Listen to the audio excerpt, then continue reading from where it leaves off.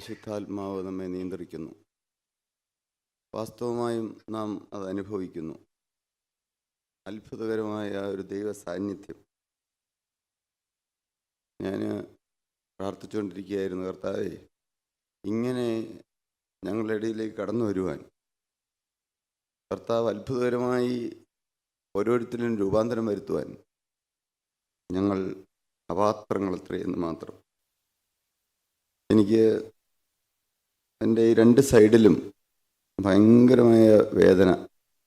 1-2 ദിവസമായി തലവേദന. ഈ രണ്ട് സൈഡും ഭയങ്കരമായ വേദന.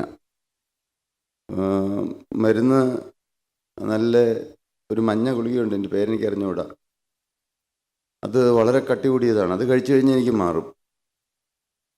ഞാൻ ഓർത്തു അത് കഴിക്കുന്നത് നല്ലതുമല്ല. പക്ഷേ ഞാൻ പാട്ട് പാടിക്കൊണ്ടിരുന്നു. നിങ്ങൾ വിശ്വസിക്കാൻ വേണ്ടിയിട്ടാണ് ഞാൻ പറയുന്നത്. ആര് പ്രാർത്ഥിക്കുന്നു, ആരെഴുന്നേൽക്കുന്നു, ആര് വചനം പറയുന്നു, അതിനൊന്നും ഒരു പ്രസക്തിയുമില്ല. ഞാൻ വിശ്വസിച്ചു. കർത്താവിൻ്റെ ആണിപ്പാടുള്ള കരം വന്ന് എൻ്റെ ഈ തലയിൽ തൊട്ടുവന്ന്. ഇതൊരു തോന്നലല്ല പ്രിയപ്പെട്ടവരെ. മുഴുവനായും ആ പ്രയാസം മാറി പൂർണ്ണ സൗഖ്യത്തോടെയാണ് ഞാൻ നിങ്ങളുടെ മുമ്പിൽ എഴുന്നേറ്റ് നിൽക്കുന്നത്. ഒരു സത്യമായും ദൈവം ജീവിക്കുന്നു. മനുഷ്യരെ ആരെയും കാണരുത്. ഒരു ജീവനുള്ള ദൈവം, ഒരു നല്ല ദൈവം നമ്മുടെ മധ്യത്തിൽ പ്രവർത്തിക്കുന്നു.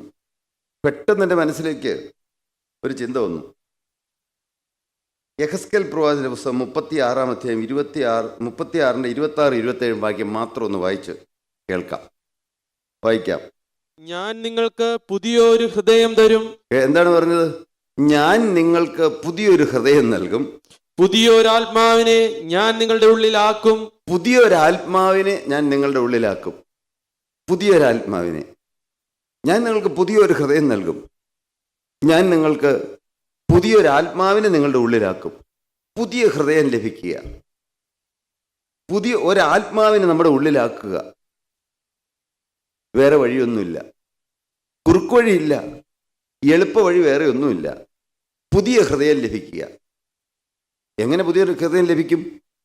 ജീവനുള്ള ദൈവം തരണം. എല്ലാം ദൈവം അത്ഭുതകരമായി നടത്തുന്നു. ആരുടെയും യോഗ്യതയല്ല, ആരുടെയും മേന്മയല്ല. സത്യമായും തന്നെ വിളിച്ചപേക്ഷിക്കുന്നവർക്ക്, വാസ്തവമായും വിശ്വസിച്ചുകൊണ്ട് പ്രാർത്ഥിക്കുന്നവർക്ക് അനുഭവങ്ങൾ നടത്തുന്ന ദൈവം. എത്രയെത്ര അനുഭവങ്ങൾ ദൈവം നമുക്ക് തരുന്നു. പുതിയ ഹൃദയം ലഭിക്കുമ്പോൾ എന്താണ് വരുന്നത്? വീട്ടിൽ മാറ്റം വരുന്നു.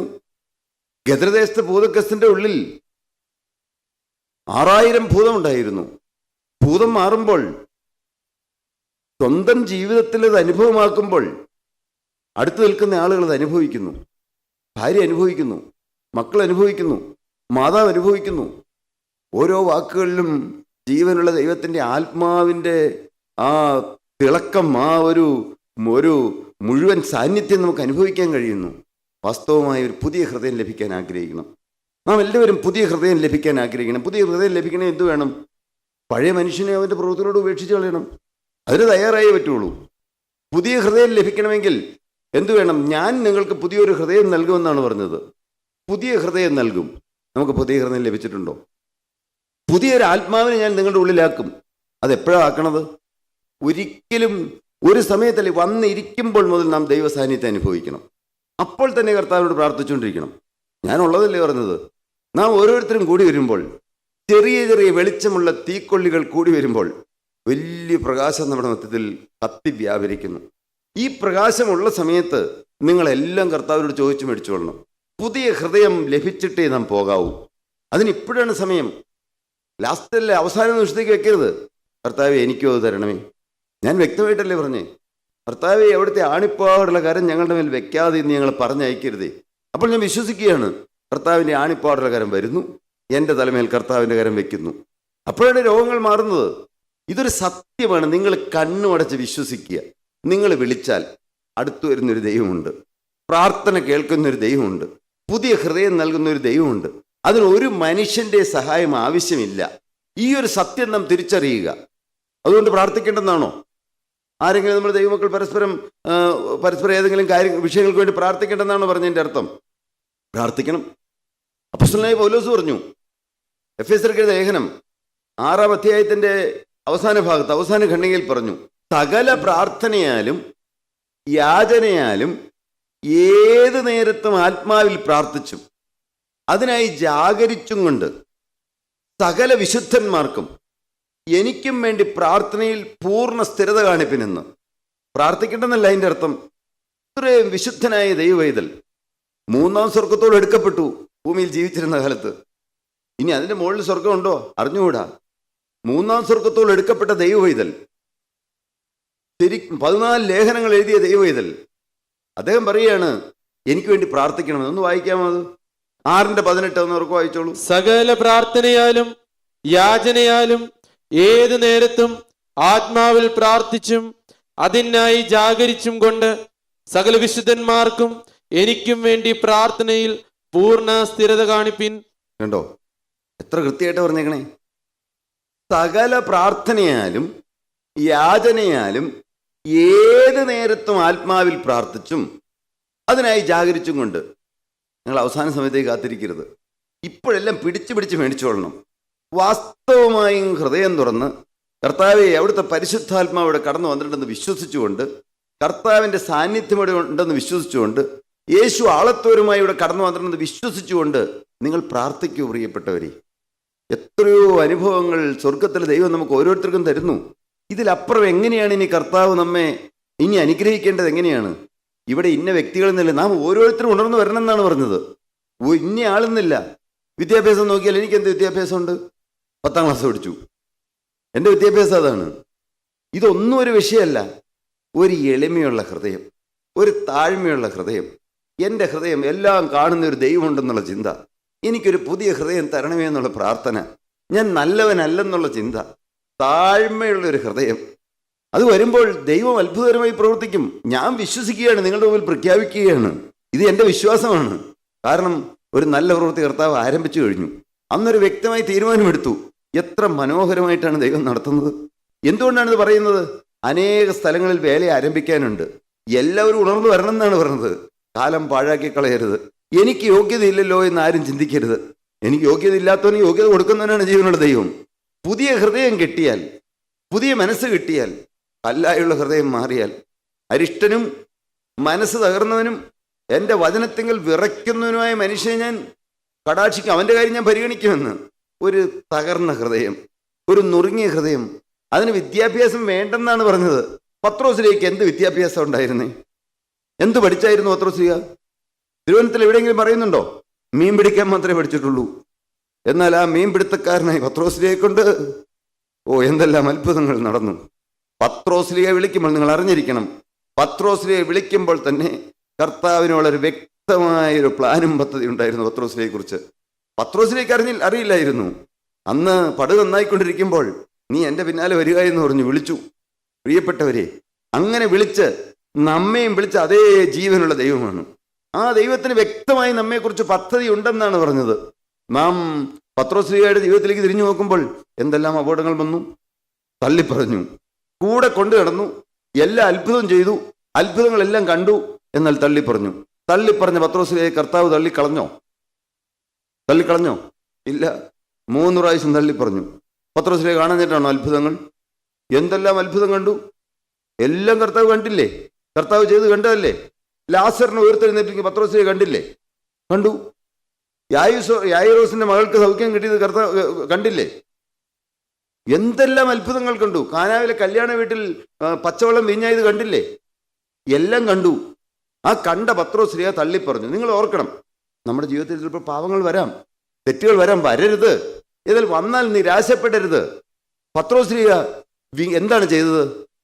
പത്രോസ്ലിഹയുടെ കർത്താവ് നോക്കി, ആ കുരിശിൽ കിടന്നുകൊണ്ടൊന്ന് നോക്കി, പുറത്തിറങ്ങിപ്പോയി വിങ്ങിപ്പൊട്ടി കരഞ്ഞു. പിന്നെയോ ആയുഷ്കാലം മുഴുവൻ എന്നും കരച്ചിലായിരുന്നു, എന്നും കണ്ണുനീരായിരുന്നു. പത്രോസ്ലിഹ, ഞാനൊരു പുസ്തകത്തിൽ വായിച്ചു, എഴുന്നേറ്റ് നിന്ന് അന്ന് എല്ലാവരും കൂടിയിരിക്കുന്ന സദസ്സിൽ പത്രോസ്ലിഹ പ്രസംഗിക്കാനായിട്ട് എഴുന്നേറ്റ് നിൽക്കുകയാണ്. എഴുന്നേറ്റ് നിൽക്കുന്നതിന് തൊട്ട് മുമ്പ് പത്രോസ്ലിഹയുടെ മനസ്സിലുള്ള ചിന്തകൾ വളരെ ഭംഗിയായി വിവരിച്ചിരിക്കുകയാണ്. പത്രോസ്ലിഹ ചിന്തിച്ചു, ഈ ഇത്രയും പേരിവിടെ കൂടിയിരിക്കുന്നുണ്ട്, യൂദാ ഉപേക്ഷിച്ചു പോയി, അവൻ ഒറ്റിക്കൊടുത്തിട്ട് പോയി, ബാക്കി 11 പേരുണ്ട്. ആ 11 പേരിൽ ഞാനാണ് ഏറ്റവും യോഗ്യതയില്ലാത്തവൻ. പത്രോസിയുടെ മനസ്സിലെ ചിന്തയാണ്. കാരണം എന്നെ കർത്താവ് ഏറ്റവും കൂടുതൽ സ്നേഹിച്ചു. എന്നെ അന്ന് മറുപൂര് മലയിൽ കൊണ്ടുപോയി. ആ കൂട്ടത്തിൽ യോഹന്നാനും പത്രോസും യാക്കോബും ഉണ്ടായിരുന്നു. ആ കൂട്ടത്തിൽ എന്നെ കൊണ്ടുപോയി. എല്ലാ കാര്യങ്ങളിലും എന്നെ മുൻപത്തിൽ നിർത്തി. എല്ലാറ്റിനകത്തും എനിക്കൊരു പ്രത്യേക പരിഗണന കർത്താവ് തന്നു. എന്നിട്ട് ഞാൻ തള്ളിപ്പറഞ്ഞു. എന്തുകൊണ്ടാണെന്നറിയോ പത്രോസ്ലീഹ ആ തേജസ്സിൻ്റെ വാക്കുകൾ പറയാൻ ഇടവന്നത്? ഒറ്റ പ്രസംഗത്തിൽ 3000 പേര് മാനസാന്തരപ്പെടാൻ ഇടവന്നത് എന്തുകൊണ്ടാണെന്നറിയോ? പത്രോസ്ലീഹയുടെ എളിമയുള്ള ഹൃദയം. പത്രോസ്ലീഹ ചിന്തിച്ചു, ഞാൻ എഴുന്നേറ്റ് എങ്ങനെയാണ് വചനം പറയണേ? ഞാനിപ്പോൾ എഴുന്നേറ്റ് നിന്ന് എങ്ങനെ പറയും? കാരണം എനിക്ക് യോഗ്യതയില്ല. മറ്റുള്ള ആരേക്കാളും ഞാൻ യോഗ്യതയില്ലാത്തവനാണ്. ഇവരാരും തള്ളിപ്പറഞ്ഞില്ലല്ലോ. ഞാൻ തള്ളിപ്പറഞ്ഞു മാത്രമല്ല, ഞാൻ പ്രാഗി ആണയിട്ട് പറഞ്ഞു. ഈ ഹൃദയം, പ്രിയപ്പെട്ട ദൈവമക്കളെ, നിങ്ങളുടെ ഹൃദയത്തിൽ നിന്ന് ഒരിക്കലും നഷ്ടപ്പെടരുത്. ജീവിതത്തിൽ നിന്ന് ഒരിക്കലും നഷ്ടപ്പെടരുത്. തകർന്ന ഹൃദയം, ഞാൻ ഏതുമില്ല എന്നുള്ള ചിന്ത, ഞാൻ ആരുമല്ല എന്നുള്ള ചിന്ത. ഒരവകാശവാദവും പറഞ്ഞ് നിങ്ങൾ ദൈവസേനയിൽ ചെല്ലാമോ? നിങ്ങളുടെ കാര്യം വട്ടപ്പൂജ്യമായിരിക്കും. ഒന്നും പറഞ്ഞുകൊണ്ട് ചെല്ലരുത്. ഞാൻ ഏതെങ്കിലും കഷ്ടത സഹിച്ചു എന്ന് പറഞ്ഞുകൊണ്ട് ചെല്ലരുത്. ഞാൻ എന്തെങ്കിലും തീരുമാനം എടുത്തു എന്ന് പറഞ്ഞുകൊണ്ട് ചെല്ലരുത്. ഞാൻ ഏതെങ്കിലും ഇന്ന കാര്യം ചെയ്തു എന്ന് പറഞ്ഞുകൊണ്ട് ചെല്ലരുത്. ഒന്നുമില്ലായ്മ അംഗീകരിച്ചുകൊണ്ട് ചെല്ലുന്നു. പത്രോസ്ലീഹ അങ്ങ് തന്നെത്താൻ താഴ്ത്തുകയാണ്. എനിക്ക് യോഗ്യതയില്ലല്ലോ, എനിക്ക് അർഹതയില്ലല്ലോ, എനിക്ക് ഇവരുടെ ഒപ്പം എഴുന്നേറ്റ് നിന്ന് പറയാൻ എനിക്ക് യോഗ്യതയില്ലല്ലോ എന്നോർത്തു പത്രോസ്ലീഹ എഴുന്നേറ്റ് നിൽക്കുകയാണ്. എഴുന്നേറ്റ് നിൽക്കുമ്പോൾ തീയാണ് പത്രോസ്ലീഹയുടെ നാവിലൂടെ വരുന്നത്. നിങ്ങളുടെ നാവിലൂടെ തീ വരണമോ? ജീവനുള്ള ദൈവത്തിൻ്റെ ആത്മാവ് നിങ്ങളുടെ നാവിലൂടെ സംസാരിക്കണോ? അതിന് നിങ്ങൾക്ക് വിദ്യാഭ്യാസമൊന്നും വേണ്ട. ആകെ വേണ്ട ഒരു കാര്യം, ഒരു എളിമയുള്ള ഹൃദയം. ഞാൻ ആരുമല്ല എന്നുള്ള ചിന്ത, ഞാൻ ഏതുമില്ല എന്നുള്ള ചിന്ത, എന്നെ ഞാനാക്കിയത് ക്രിസ്തുവാണെന്നുള്ള ചിന്ത, എന്നെ വെട്ടിയെടുത്ത പാറ, എന്നെ കുഴിച്ചെടുത്ത കനിഗർഭം, ഞാൻ എങ്ങനെ ഇവിടെ എത്തി? പ്രിയപ്പെട്ടവരെ, എന്തുകൊണ്ടാണെന്നറിയാവോ? സാധുവായ, പാപിയായ, നിസ്സാരനായ, അല്പപ്രാണിയായ, നിങ്ങളെ ആരെക്കാളും യോഗ്യതയില്ലാത്ത ഈ പാവപ്പെട്ട മനുഷ്യനെ ദൈവം നടത്തുന്നത് എന്തുകൊണ്ടാണെന്നറിയാമോ? കൃപയാൽ കർത്താവ് ഒരു തകർന്ന ഹൃദയം തന്നു. 2, ഒരു എളിമയുള്ള ഹൃദയം കർത്താവ് കൃപയാൽ തന്നു. കൃപയാണത്. ഞാൻ എടുത്തിയാട്ടക്കാരനാണ്, ഞാൻ നിങ്ങൾ എല്ലാവരേക്കാളും പാപിയാണ്. എന്നാൽ ഒരു കാര്യം എനിക്കറിയാം, എന്നെ പ്രിയമകനാക്കി തീർക്കുന്ന ഒരു ദൈവമുണ്ട്. ഞാൻ നിങ്ങൾ എല്ലാവരേക്കാളും അധികമായി സ്നേഹിക്കുന്നു എന്ന് എന്നെ കൊണ്ട് പറയിപ്പിക്കുന്ന ഒരു ജീവനുള്ള ദൈവമുണ്ട്. തെറ്റിപ്പോകാത്തവരല്ല പ്രിയപ്പെട്ടവരെ. ഉള്ള 99 വിട്ടിട്ട് കാണാതെ പോയി ഒന്നിൻ്റെ പിന്നാലെ പോകുന്നൊരു നല്ല സ്നേഹം. ആ സ്നേഹമാണ് നിങ്ങളെ ഇവിടെ നിന്ന് വിളിച്ചു കൂട്ടി വരുത്തിയിരിക്കുന്നത്. ആ സ്നേഹമാണ് നിങ്ങളോട് ഇപ്പോൾ സംസാരിച്ചുകൊണ്ടിരിക്കുന്നത്. ആ സ്നേഹമാണ് ഇത്രയും നേരം നിങ്ങളോട് സംസാരിച്ചത്. പ്രിയപ്പെട്ടവരെ, എത്ര അത്ഭുതകരമായി. ഞാൻ ഓർത്തു, ഞങ്ങളൊക്കെ ഇപ്പോൾ പ്രായമായി എന്ന് പറഞ്ഞാൽ അങ്ങ് നാളെ മരിക്കാറായി എന്നല്ല, മരിക്കൂലെന്ന് പറയാനും പറ്റില്ല. എന്നാൽ ഈ കൂട്ടായ്മയ്ക്ക് ഭാവിയുണ്ട്. നിങ്ങൾ വിശ്വസിച്ചോളൂ, ഈ കൂട്ടായ്മ കർത്താവ് 2ാമത്തെ വരെ നിൽക്കും. കാരണം ഞങ്ങളുടെ എല്ലാം ചിന്താഗതി എന്താണെന്നറിയാമോ? ആരെയും വേറെ കാണിക്കരുതെന്നാണ്. ഈ ഭൂമിയിൽ ഒരു മനുഷ്യനെയും കാണിക്കരുത്, ഒരിക്കലും കാണരുത്. കാണേണ്ടവൻ ഒരുവൻ മാത്രം ഉയർന്നു നിൽക്കണം. അതാരാണ്? വിശ്വാസത്തിന്റെ നായകനും പൂർത്തി വരുത്തവൻ ഒരുവൻ മാത്രം. പൂർത്തി വരുത്തവൻ ഒരുവൻ മാത്രമേ ഉള്ളൂ. പൂർത്തി വരുത്തിയവൻ ഒരുവൻ മാത്രമേ ഉള്ളൂ. നമ്മുടെ പാപം കഴുകി തരുന്നവൻ ഒരുവൻ മാത്രമേ ഉള്ളൂ. ഈ ഭൂമിയിൽ ആർക്കും പാപം കഴുകാൻ കഴിയുകയില്ല. ഈ ഭൂമിയിൽ ആരെല്ലാം പ്രാർത്ഥിച്ചാലും നിങ്ങളുടെ പാപം കഴുകി കിട്ടുകയില്ല. നിങ്ങളത് വിശ്വസിക്കൂ പ്രിയപ്പെട്ടവരെ. പാപം കഴുകി കിട്ടണമെങ്കിൽ എന്ത് വേണം? എനിക്കൊരു പുതിയ ഹൃദയം ലഭിക്കണമെങ്കിൽ ഞാൻ തന്നെ തീരുമാനിക്കണം. എന്താണ് ദൈവത്തിന്റെ തിരുവചനം എന്താണ് പറയുന്നത്? യെഹെസ്കേൽ 11:19 അവർ എൻ്റെ ചട്ടങ്ങളിൽ നടന്ന് എൻ്റെ വിധികളെ പ്രമാണിച്ച് ആചരിക്കേണ്ടതിന് എന്താണ്? കർത്താവിൻ്റെ വഴികളിൽ നടക്കണം, പുതിയ സൃഷ്ടിയായി തീരണം, പാപത്തോട് യാത്ര പറയണം. അത് എന്നേക്കുമായി പാപത്തോട് യാത്ര പറയണം. പാപം ജീവിതത്തിൽ വെച്ചുകൊണ്ട് ജീവിക്കാൻ ഇടവരരുത്. വ്യക്തമായൊരു തീരുമാനം നമ്മൾ എടുക്കൂ പ്രിയപ്പെട്ട ദൈവജനമേ. എന്നേക്കും കർത്താവെ, ഞാനൊരു കർത്താവിന് വേണ്ടി വേർതിരിക്കപ്പെട്ടവനായിരിക്കും. ഒരിക്കലും ഈ ലോകത്തിന്റെ ഇമ്പങ്ങളിലേക്ക് ഞാൻ പോവുകയില്ല. ഈ ലോകത്തിന്റെ പാപ ഇമ്പങ്ങളിലേക്ക് പോവുകയില്ല. ഈ ലോകത്തിന്റെ പാപ വഴികളിലേക്ക് പോവുകയില്ല. മനസ്സറിഞ്ഞുകൊണ്ട് എൻ്റെ ജീവിതത്തിൽ ഒരു തെറ്റ് വരികയില്ല. ഗദർദേശത്തെ ഭൂതഗസ്തന്റെ പോലെ ആയിരുന്നു ആ ഹൃദയമെന്ന്. ശരിയല്ലേ? നമ്മുടെ ഓരോരുത്തരുടെ ഹൃദയം എങ്ങനെയായിരുന്നു? അങ്ങനെയല്ലേ? എൻ്റെ ഹൃദയം എങ്ങനെയായിരുന്നു? അതാ ഗദർദേശ ഭൂതഗസ്തനെ പോലെ ഞാൻ അങ്ങനെ തന്നെ ആകേണ്ടവനായിരുന്നു പ്രിയപ്പെട്ട ദൈവജനമേ. എന്നാൽ ഇന്ന് എന്ത് വലിയ കാഴ്ചപ്പാടാണെന്നിരിക്കും. മനുഷ്യർ നോക്കുമ്പോൾ ഒരു പക്ഷെ പറയും ഭ്രാന്താന്ന്. ശരിയാ, സ്വാഭാവികമാണ്. യേശുക്രിസ്തുവിനോടുള്ള സ്നേഹത്തെ പ്രതിയുള്ള ഭ്രാന്ത്, ആ ഭ്രാന്ത് കുഴപ്പമില്ല പ്രിയപ്പെട്ടവരെ, അത് നല്ലതാണ്. ക്രിസ്തുവിനോടുള്ള സ്നേഹം, അതാണ് അപ്പോസ്തലൻ പറഞ്ഞത്. ക്രിസ്തുവിനോടുള്ള ഏകാഗ്രതയും നിർമ്മലതയും വിട്ടാൽ വഷളായി പോകുമെന്ന്. ക്രിസ്തുവിനോടുള്ള ഏകാഗ്രത വിടാൻ ഇടവരരുത്. ഓരോ വ്യക്തി ജീവിതങ്ങളുടെയും സംസാരിക്കുന്ന ജീവനുള്ള ദൈവം. ഇത് വെറും വാക്കുകളല്ലല്ലോ, പറയുന്നത് വളരെ കൃത്യമായിട്ട് പറയുന്ന കാര്യമില്ല. ഈ കൂട്ടായ്മയുടെ മേന്മയല്ല, ജീവനുള്ള ദൈവത്തെ ആരാധിപ്പാൻ തൻ്റെ ജനത്തെ വിടുവിച്ചു കൊണ്ടുവരിക എന്നുള്ള കർത്താവിൻ്റെ കാര്യപരിപാടിയാണ്. അത് ജീവനുള്ള ദൈവമാണ് നമ്മെ കൂട്ടുവരുത്തിയിരിക്കുന്നത്. ഇത് നിങ്ങൾ വിശ്വസിക്കൂ. നിങ്ങൾ ചോദിച്ചു വാങ്ങിക്കൂ. എന്നോട് ചോദിച്ചൊന്നും കർത്താവ് മുടക്കിയിട്ടില്ല, ഞാൻ ചോദിച്ചൊന്നും തരാതിരുന്നിട്ടില്ല. ഇനി എനിക്ക് ആവശ്യങ്ങളുണ്ട്, ഇല്ലെന്നല്ല പറഞ്ഞത്. എന്നാൽ എനിക്ക് നല്ല ഉറപ്പാണ്, നല്ല ധൈര്യമാണ്, ജീവനുള്ള ദൈവം എന്നെ നടത്തുമെന്ന്. ഞാൻ നല്ലവനായിട്ടല്ല, വീണ്ടും പറയുന്നു, നല്ലവനായിട്ടല്ല, എന്നാൽ എന്നിൽ നല്ല പ്രവൃത്തി ആരംഭിച്ച ഒരു ദൈവമുണ്ട്. ആ പ്രവൃത്തി ആരംഭിച്ച ദൈവം ക്രിസ്തുവിൻ്റെ നാളോളം അതിനെ തേക്കുമെന്നുള്ള വിശ്വാസം, അതും കൃപയാൽ ലഭിക്കുന്നതാണ്. കൃപയാൽ വിശ്വാസം ലഭിക്കുന്നു. അതുകൊണ്ട് എന്ത് വേണം? പഴയ മനുഷ്യൻ അവൻ്റെ പ്രവൃത്തികളോട് ഉരിഞ്ഞു വേണം. ഇനി ഞാൻ പഴയ ജോൺ ആയിരിക്കില്ല, ഇനി ഞാൻ പഴയ സൃഷ്ടി ആയിരിക്കില്ല, പഴയതിനോടെല്ലാം ഞാൻ യാത്ര പറയുകയാണ്. എഫേസ്യ ലേഖനം 4-ാം അധ്യായം 22-ാമത്തെ വാക്യം. മുമ്പിലത്തെ നടപ്പ് സംബന്ധിച്ച് ചതിമോഹങ്ങളാൽ വഷളായി പോകുന്ന പഴയ മനുഷ്യനെ ഉപേക്ഷിച്ച് നിങ്ങളുടെ ഉള്ളിലെ ആത്മാവ് സംബന്ധമായി പുതുക്കം പ്രാപിച്ച് സത്യത്തിന്റെ ഫലമായ നീതിയിലും വിശുദ്ധിയിലും ദൈവാനുരൂപമായി സൃഷ്ടിക്കപ്പെട്ട പുതുമനുഷ്യനെ ധരിച്ചുകൊള്ളുവിൻ. കേട്ടോ, വേറെ ഒന്നും പറയുന്നില്ല, വളരെ ക്ലാരിറ്റിയോട് പറഞ്ഞിരിക്കുകയാണ്. എന്താണ് പറഞ്ഞിരിക്കുന്നത്? നിങ്ങൾ വിശുദ്ധരാകണം, നിങ്ങൾ പുതിയ സൃഷ്ടിയാകണം, നിങ്ങൾ പുതിയ മനുഷ്യരാകണം. ഇവിടെ കൂട്ടായ്മയിൽ നിരന്തരം വന്നു എന്നുള്ളത് കൊണ്ട് നിങ്ങൾ ദൈവരായത്തിൽ എത്തുമെന്ന് ചിന്തിക്കരുത്. അതുകൊണ്ട് കൂട്ടായ്മ വരണ്ടെന്നല്ല പറഞ്ഞത്. പുതിയ സൃഷ്ടി ആയേ പറ്റൂ. പാപ ജീവിതത്തോട് യാത്ര പറഞ്ഞേ പറ്റൂ. പാപം വെച്ചുകൊണ്ട് പിന്നെയും കൂട്ടായ്മയിൽ വന്നാൽ അത് അനുഗ്രഹമായിരിക്കില്ല. അതുകൊണ്ട് പാപ വഴികളോട് യാത്ര പറഞ്ഞേ പറ്റൂ. അതുകൊണ്ട് ഈ കൂട്ടായ്മയിൽ വന്നാൽ മാത്രമേ രക്ഷപ്പെടുകയുള്ളൂ ഞങ്ങൾ പ്രസംഗിക്കില്ല. അങ്ങനെ പ്രസംഗിക്കുന്ന മണ്ടത്തരാണെന്ന് ഞങ്ങൾക്കറിയാം. അതുകൊണ്ട് ഈ കൂട്ടായ്മ മാത്രമേ സത്യത്തിന്റെ ആത്മാവിൽ നടത്തുന്നുള്ളൂ. അങ്ങനെയൊന്നും ഞങ്ങൾ പറയില്ല, ഞങ്ങൾ ആരും പറയുകയില്ല. എന്നാൽ സത്യമായും ജീവനുള്ള ക്രിസ്തുവാണ് നമ്മെ നടത്തുന്നത്. നിങ്ങൾക്ക് വൃക്ഷത്തിന്റെ ഫലം കൊണ്ടറിയാം. എന്താണ് വൃക്ഷത്തിന്റെ ഫലം കൊണ്ടറിയാം? മനുഷ്യന്റെ സ്വഭാവം മാറുന്നു. സ്വഭാവം മാറുന്നുണ്ടോ? ക്രിസ്തു ഉള്ളിൽ വന്നാൽ സ്വഭാവം മാറും. പഴയ മനുഷ്യനെ അവന്റെ പ്രവൃത്തികളോട് ക്രൂശിക്കപ്പെടും. മുമ്പിലത്തെ നടപ്പ് സംബന്ധിച്ച് ചതിമോഹങ്ങളാൽ, ചതിക്കാനായി ദുഷ്ടനായ പിശാച് എപ്പോഴും ഇങ്ങനെ അലർന്ന സിംഹം പോലെ ആരെ വിഴുങ്ങേണ്ടു തിരഞ്ഞു ഊടാടി നടക്കുന്ന ഒരു പിശാചുണ്ട്. അത് നമ്മൾ അറിയണം, ആ സത്യം അറിയണം. ഒരിക്കലും കോപിക്കാത്ത മനുഷ്യന് കോപം ഇനി ഒരിക്കലും കോപത്തിലേക്കല്ല, ഇനി ഞാൻ കോപിക്കില്ല തീരുമാനം എടുക്കുന്നു. ആ തീരുമാനം എടുത്താൽ ഉടനെ പിശാച് എന്ത് ചെയ്യുന്നു?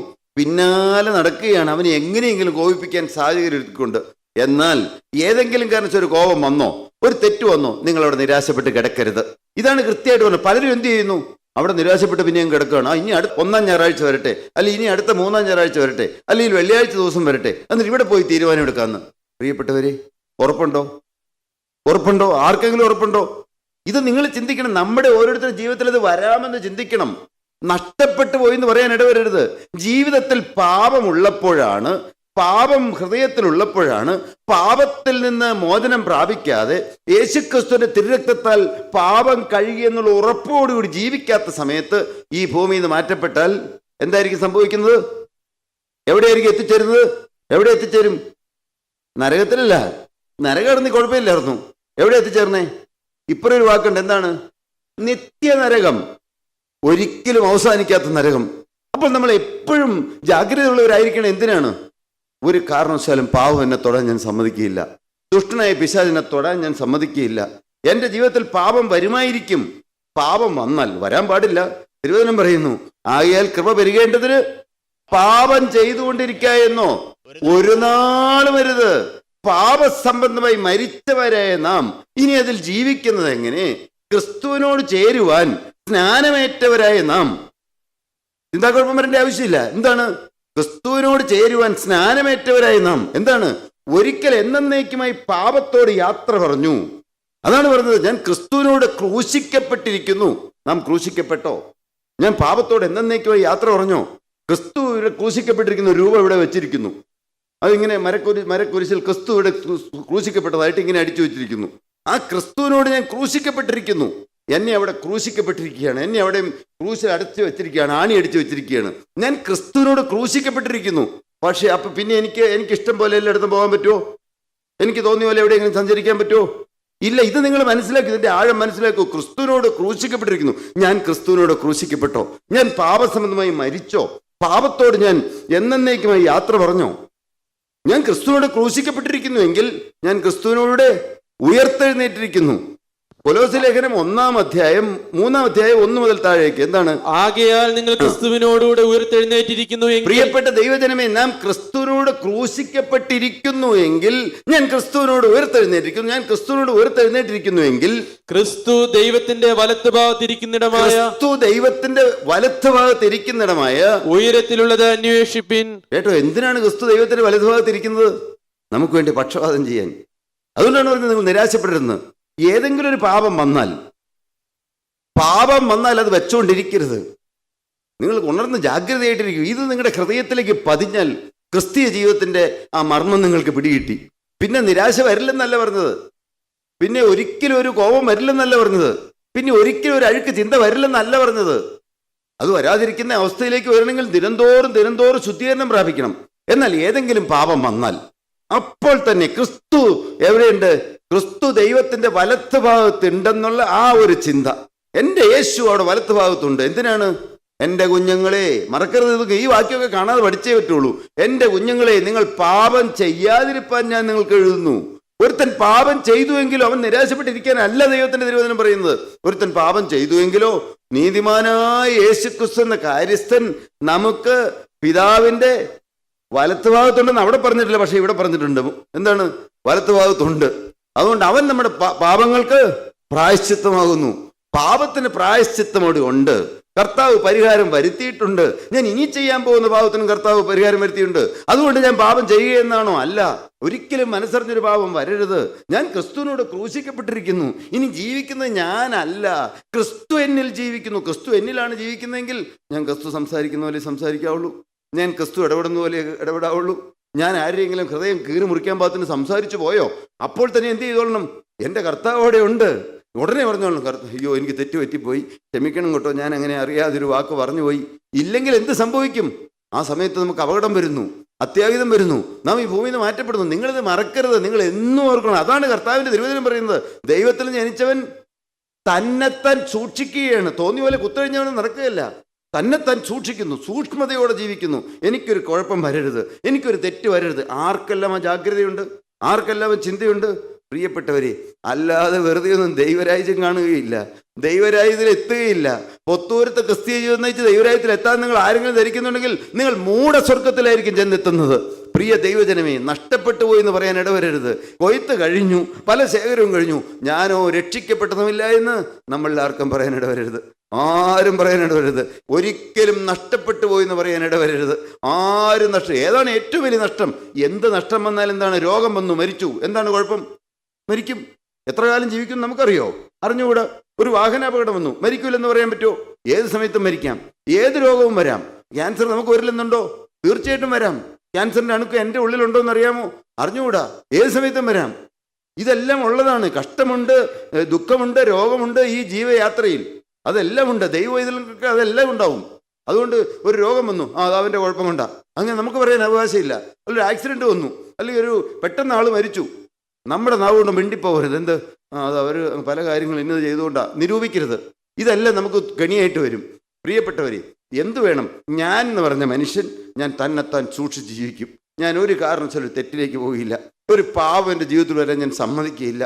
വല്ല കാരണവശാലും പാപം വന്നാൽ എൻ്റെ കർത്താവ് എനിക്ക് എന്തുണ്ട്? നമുക്കുള്ള മഹാപുരോഹിതൻ ബലഹീനതകളിൽ സഹതാപം കാണിപ്പാൻ കഴിയാത്തവനല്ല, പാപം ഒഴികെ പരീക്ഷിക്കപ്പെട്ടവനത്രേ നമുക്കുള്ളൂ. നമുക്ക് തുല്യമായി പരീക്ഷിക്കപ്പെട്ടവനത്രേ നമുക്കുള്ളൂ. അതുകൊണ്ട് കരുണ ലഭിപ്പാനും തൽസമയത്ത്, ഇത് ഒരിക്കലും മറക്കരുത്. അപ്പോൾ തന്നെ ഒരു പാപം വന്നോ അത് വെച്ചോണ്ട് പോകരുത്. വൈകിട്ടാവട്ടെ എന്ന് വിചാരിക്കരുത്. ഭർത്താവ് പോയിട്ട് വരട്ടെ എന്ന് വിചാരിക്കണം. മകളെ, നിനക്ക് എന്നെ ഉറപ്പ് ഭർത്താവ് പോയിട്ട് വരുമെന്ന്? മകനെ, നിനക്ക് എന്നെ ഉറപ്പ് നിന്റെ ഭാര്യ ജോലി കഴിഞ്ഞിട്ട് വരുമെന്ന് എന്നെ ഉറപ്പ്? ഓരോറപ്പും ഇല്ല. ആർക്കും ഹാർട്ട് അറ്റാക്ക് വരാം.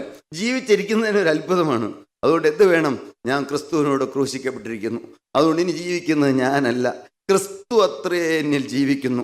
ഞാൻ ക്രിസ്തുവിനുള്ളത്. അതുകൊണ്ട് എന്താണ്? ഉയരത്തിലുള്ളത് ചിന്തിക്കുന്നു, ഭൂമിയിലുള്ളതല്ല, ഉയരത്തിലുള്ളത് തന്നെ ചിന്തിപ്പനെന്നാണ് ദൈവത്തിൻ്റെ തിരുവചനം. ഞാൻ ക്രിസ്തുവിനോട് ഉയർത്തെഴുന്നേറ്റിരിക്കുന്നു. അതുകൊണ്ട് എന്ത് വേണം?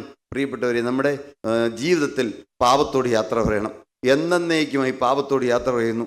പിശാചിനോട് എന്നേക്കുമായി യാത്ര പറയുന്നു. ദുഷ്ടനായ പിശാചിന് ഒരിക്കലും ഞാൻ ഇടം കൊടുക്കലും തീരുമാനിക്കുന്നു. കർത്താവേ, എനിക്കൊരു പുതിയ ഹൃദയം തരണമേ എന്ന് പറയുന്നു. അതാണ് ദാവീദ് പ്രാർത്ഥിച്ചത്. എന്താണ്? എനിക്ക് നിർമ്മലമായോ ഒരു ഹൃദയം സൃഷ്ടിച്ച് സ്ഥിരമായ ഒരു ആത്മാവിനെ എൻ്റെ ഉള്ളിൽ പുതുക്കണമേ. ആർക്കാണ് സ്ഥിരമായ ആത്മാവ്? ദൈവത്തിൻ്റെ ആത്മാവ് എന്നും ആരുടെ ഉള്ളിലാണ് നിലനിൽക്കുന്നത്? സ്ഥിരമായ ഒരു ആത്മാവ് വേണമെങ്കിൽ എന്ത് വേണം? നിർമ്മലമായ ഹൃദയം വേണം. നിർമ്മലമായ ഹൃദയം ആർക്കാണ് തരാൻ കഴിയുന്നത്? ജീവനുള്ള ക്രിസ്തുവിനെ തരാൻ പറ്റുള്ളൂ. അതിനെന്ത് വേണം? തകർന്ന ഹൃദയം. ഞാൻ ഏതുമില്ല എന്നുള്ള ചിന്ത, കർത്താവേ ഞാൻ ആരുമില്ല എന്നുള്ള ചിന്ത, അവിടുത്തെ കരുണയാലാണ് ഞാൻ ജീവിക്കുന്നുള്ള ചിന്ത, അവിടുത്തെ കൃപയാണ് എന്നെ നടത്തുന്നുള്ള ചിന്ത. അങ്ങനെ വ്യക്തമായ തീരുമാനത്തോടുകൂടി ഇന്ന് നമുക്ക് ദൈവസനിൽ തീരുമാനമെടുത്ത് പോകുവാൻ കർത്താവ് ഇടയാക്കട്ടെ. പുനരുനാമം മാത്രം എന്നും എന്നേക്കും മഹത്വപ്പെടുവാനാകട്ടെ. കർത്താവ്